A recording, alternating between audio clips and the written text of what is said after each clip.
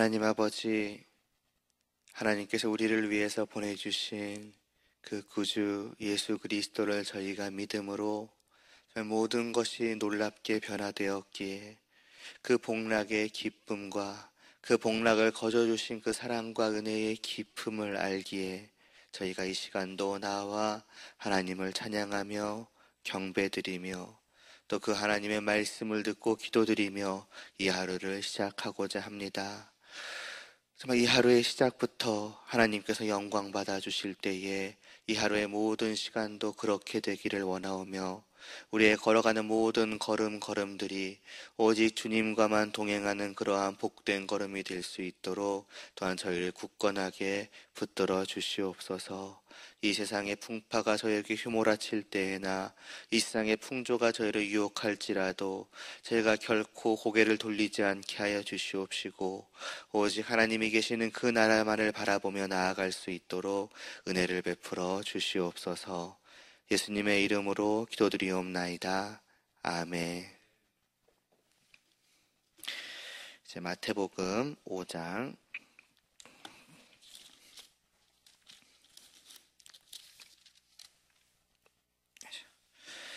9절과 10절 우리가 보도록 하겠습니다.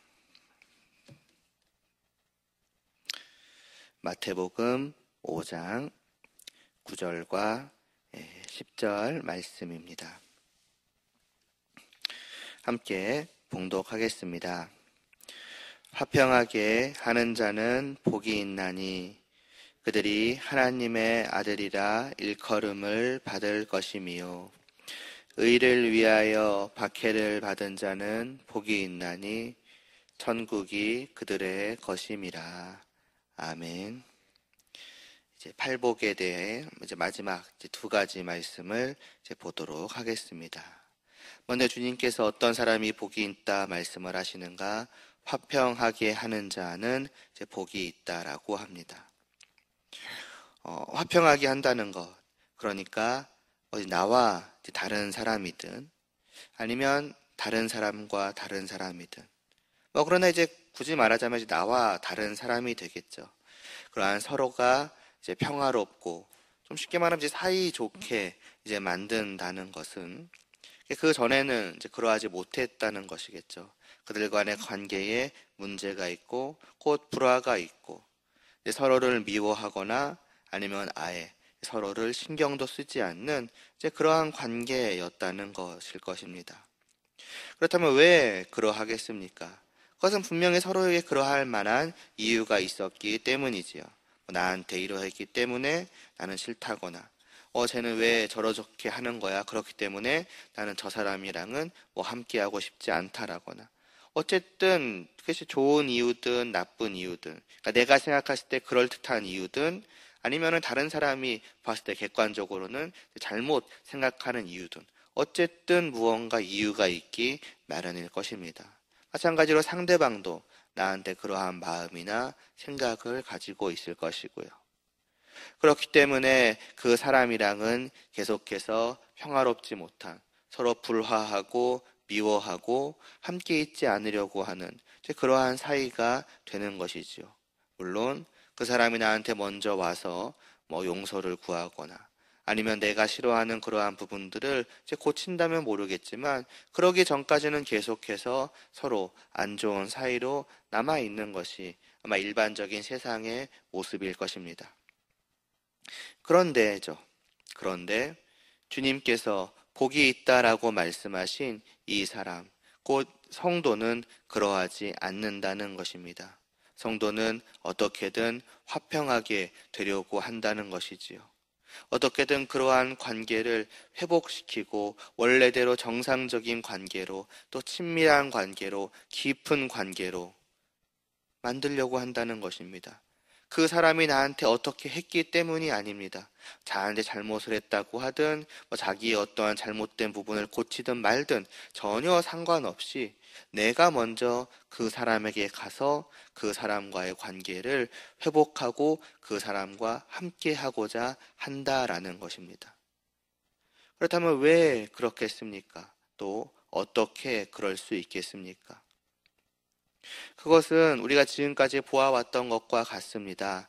하나님께서 나에게 먼저 그렇게 해 주셨기 때문입니다. 하나님께서 먼저 나와의 관계를 화평하게 해 주셨기 때문입니다.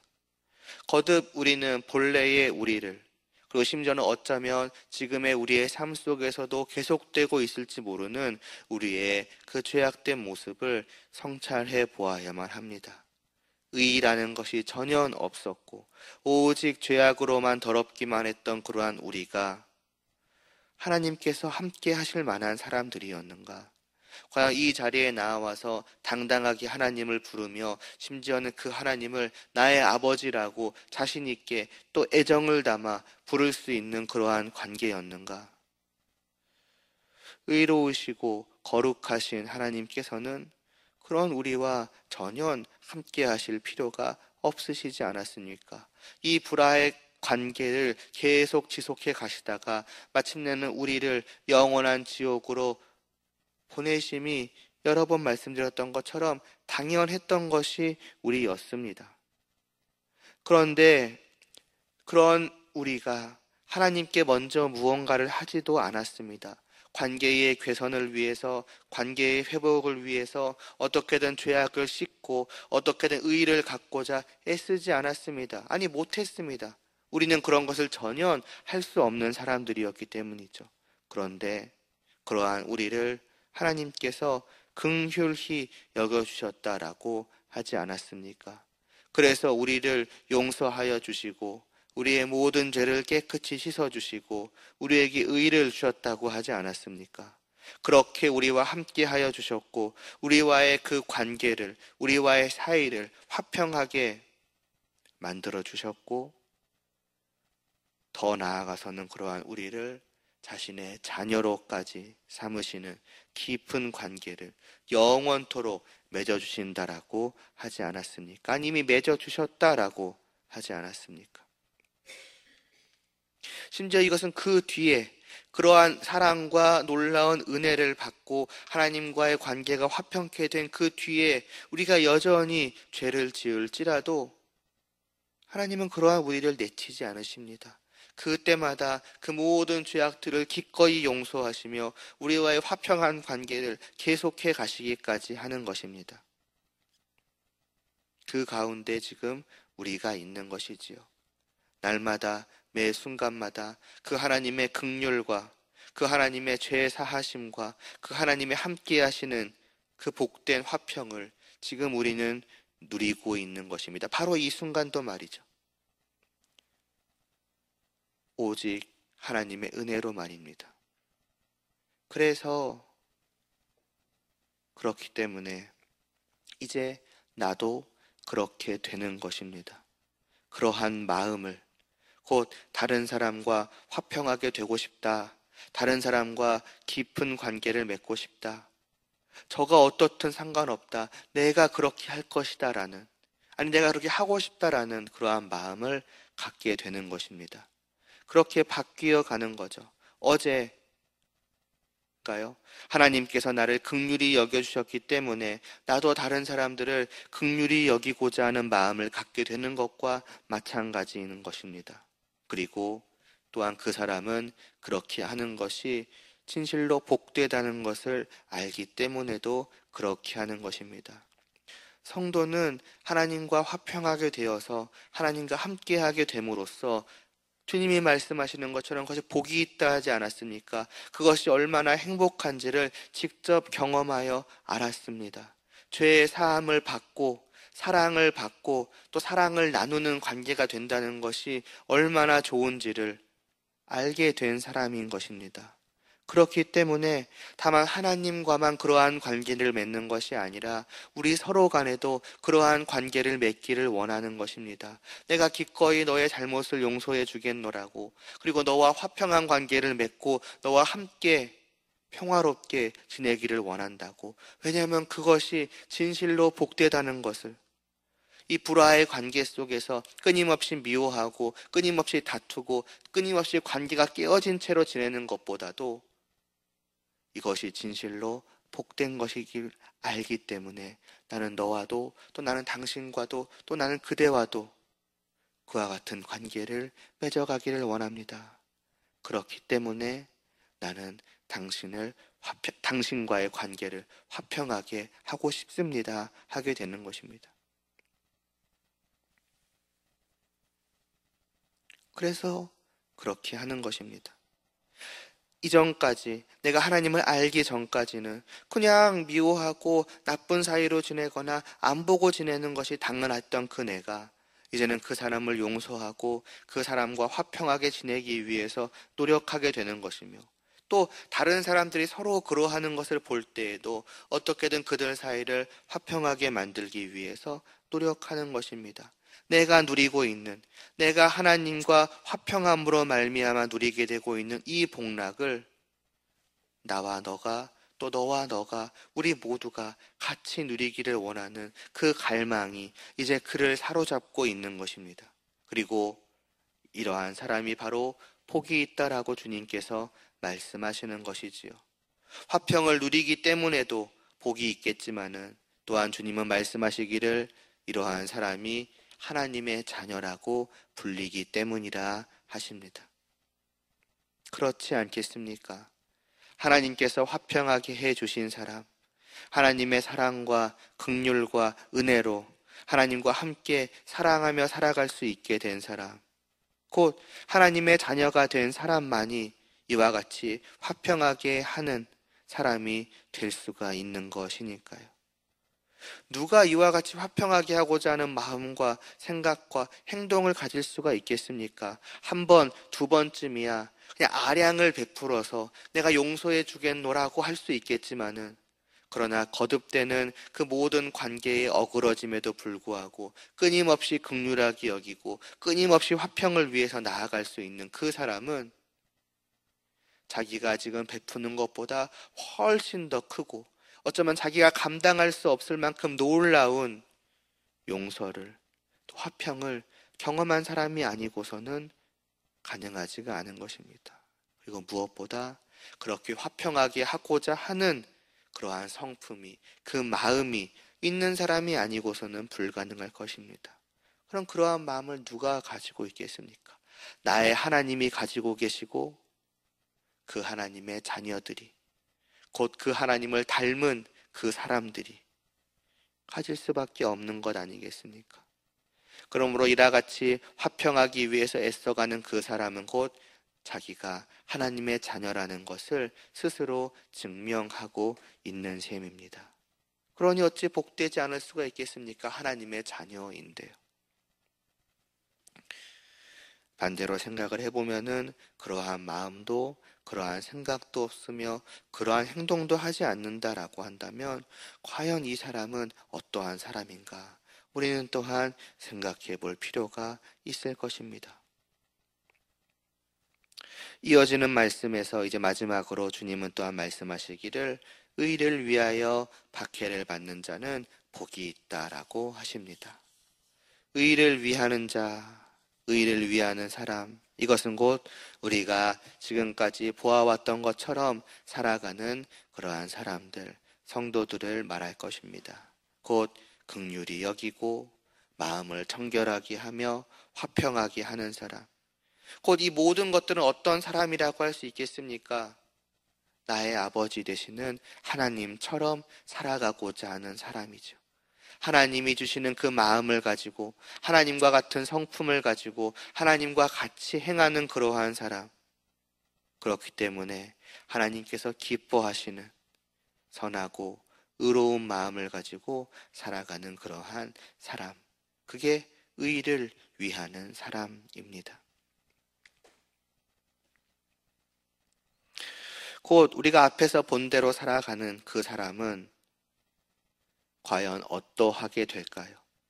그렇게 살아가는 사람들을 다른 사람들이 볼 때, 그냥 우리라고 하죠. 우리가 그와 같이 살아갈 때에 우리를 바라보는 사람들은 어떻게 하겠습니까? 다른 사람들과 긍휼히 여기기 위해서 긍휼히 여기며 화평하게 만들며 또 그 마음이 청결해서 깨끗하고 거룩한 사람, 당연히 좋아해주고 칭찬해주고 할 것이라고 생각하기가 쉬울 것입니다. 왜냐면 내가 이렇게 착하고 올바르게 살아가니까요. 내가 저 사람을 잘 대해주니까요. 사랑하고 불쌍히 여기며 내가 먼저 기꺼이 용서하며 사이좋게 지내자고 하니 그런 나를 싫어할 사람이 어디에 있겠습니까? 다 나에게로 몰려들지 않겠습니까? 아마 그것이 우리가 일반적으로 생각할 수 있는 것일 것입니다. 그런데 실제는 어떤가? 주님은 오히려 정반대라고 말씀을 하십니다. 의를 위하여 살아갈 때에 오히려 우리를 기다리고 있는 것은 사람들의 박해라는 것입니다. 곧 사람들은 그러한 우리를 안타깝지만 마냥 좋아하지만은 않는다는 것입니다. 오히려 거꾸로 왜 저러냐는 식으로 우리를 바라보고 오히려 우리를 싫어하고 또 미워하고 또 멀리하며 사이좋게 함께 지내려고 하지 않는다는 것입니다. 물론 언제나 그러하지는 않겠지만은 그러나 그러한 일이 있어도 전혀 이상한 것이 아니라는 것입니다. 그러니까 우리는 우리의 기대와 어긋나는 사람들의 반응을 볼 때에 왜 나한테 저러지? 내가 사랑하고 긍휼히 여기고 용서하는데 왜 오히려 나를 더 멀리하지? 왜 오히려 나를 더 미워하지라고 이상하게 생각할 일이 전혀 아니라는 것입니다. 얼마든지 그러한 일이 있을 수 있다는 것입니다. 왜 그렇겠습니까? 이것은 이미 이전에 데살로니가 전서에 대해서 데살로니가 전서를 볼 때에 몇 번 말씀드린 적이 있습니다. 주님은 그것이 저들과 우리가 다르기 때문이라고 하십니다.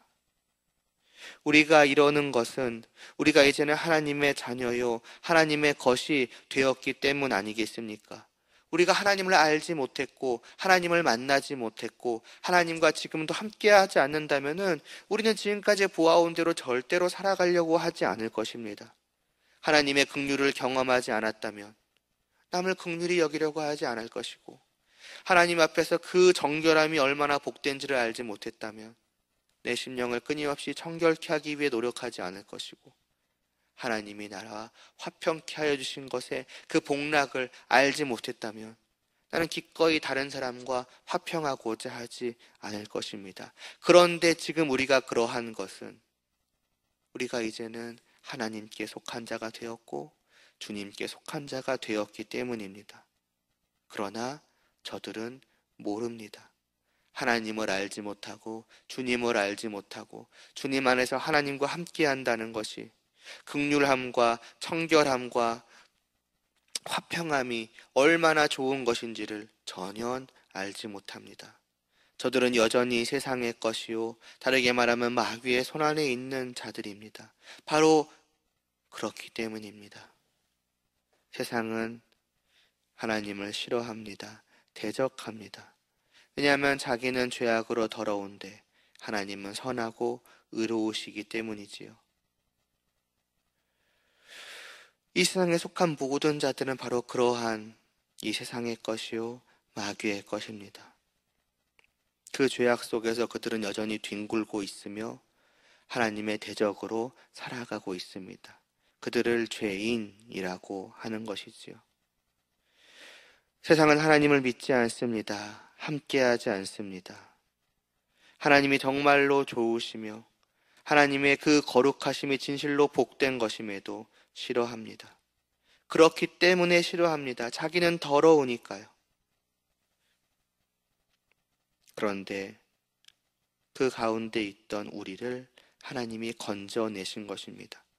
자기들과 함께하던 한편이던 우리를 하나님께서는 건지사 그들을 거룩하게 의롭게 만드신 것입니다. 그리고 저들은 그 사람들에게 있어서 우리죠. 그 사람들에게 있어서 저들인 우리는 자기들과 다르게 살아가는 것입니다. 우리는 여전히 죄악된 세상에 속하여서 저들이라고 말하겠습니다. 저들은 여전히 죄악된 세상에 속하여서 죄악 속에서 뒹굴며 살아가는데 건짐을 받은 우리는 말씀하는 것처럼 의롭게 거룩하게 자기를 깨끗이 만들며 살아가고 있습니다. 전혀 다른 우리를 보는 것입니다. 그렇기 때문에 어떠하겠습니까? 이제는 너는 우리의 적이라는 것입니다. 저들이 우리를 이제 그렇게 바라보는 것입니다. 왜 우리는 변함없이 죄악을 자연스럽게 여기며 살아가는데 너는 깨끗한 채 하냐는 것입니다. 정확히는 깨끗한 채 하는 것이 아니죠. 정말로 깨끗하게 살아가고자 하는 것입니다. 정말로 그 마음이 깨끗해졌기 때문입니다. 그래서 그 마음을 더럽히지 않으려고 하는 것입니다. 근데 왜 그러냐는 것입니다. 같이 더럽자는 것입니다. 그런데 그것을 끝끝내 거부하니 저들과는 전혀 다른 길로 걸어가고 있으니 그렇다면 너는 이제 우리의 적이라는 것입니다. 그래서 미워하는 것이며 멀리하는 것이며 핍박하는 것이며 박해하는 것이죠. 의를 행하는 우리를 기다리고 있는 것은 그러한 현실이라는 것입니다. 당연히 이것은 즐거운 일이 아니며 슬프고 힘든 일입니다. 그러나 주님은 말씀하시는 것이지요. 그러한 사람이 오히려 복이 있는 사람이라고 말입니다. 아무리 봐도 복되지 않은데 이것이 어떻게 복락일 수 있겠는가 하는데 오히려 이것이 진실로 복된 것이라고 주님은 말씀하십니다. 기뻐할 만한 일이라는 것입니다. 왜냐? 천국이, 하나님의 나라가 바로 그러한 사람의 것이기 때문입니다. 그가 그와 같이 하나님을 믿지 않는 하나님의 대적들로부터 미움을 받고 공격을 받는다는 것은 거꾸로 그가 하나님께 속한 자요 하나님의 자녀라는 것을 의미하는 것 아니겠습니까? 그리고 하나님께서는 자신의 자녀들을 위해서 하늘의 모든 좋은 것들을 쌓아두셨습니다. 하나님의 나라를 예비해 두셨습니다. 그리고 마지막 날에 그 예비해 두신 그 나라와 모든 것들을 자녀에게 상속하여 주실 것입니다. 그렇기 때문에 행복할 수밖에 없는 것이죠. 당장 내 눈앞에 펼쳐지는 모습들, 나에게 다가오는 고난과 핍박과 박해는 힘들고 괴로운 것일 수밖에 없습니다. 다만 이 세상에만 시선을 둔다면 이 세상을 살아가는 것은 지극히 불행한 것이라고 할 수 있습니다. 그러나 어제도 잠깐 말씀드렸던 것처럼 성도는 이 땅에 시선을 두고 살아가는 자가 아니라 눈을 들어 저 하늘을, 나를 기다리고 있는 저 하나님의 나라의 그 유업을 바라보며 살아가는 자들입니다. 참으로 놀랍도록 눈부시게 빛나서 나를 황홀케 만드는 그 유업을 말입니다. 그리고 그것이 더욱더 뚜렷해지고 분명해지고 나에게 다가오는 것이지요. 아니 이미 내 품 안에 있는 것이나 다를 바가 없습니다. 핍박을 받으면 받을수록 내가 하나님의 자녀라는 것이 더욱더 확실하다는 것이니까요. 그렇기 때문에 기뻐하라고 말씀합니다. 오늘 읽지 않았지만은 이어지는 11절, 12절에서 주님은 말씀하십니다. 나로 말미암아 너희를 욕하고 박해하고 거짓으로 너희를 거슬러 모든 악한 말을 할 때에는 너희에게 복이 있나니 기뻐하고 즐거워하라고요. 하늘에서 너희의 상이 큼이라고요. 너희 전에 있던 선지자들도 믿음의 선조들도 다 이와 같이 박해를 받았느니라고 주님께서는 말씀을 하고 계십니다.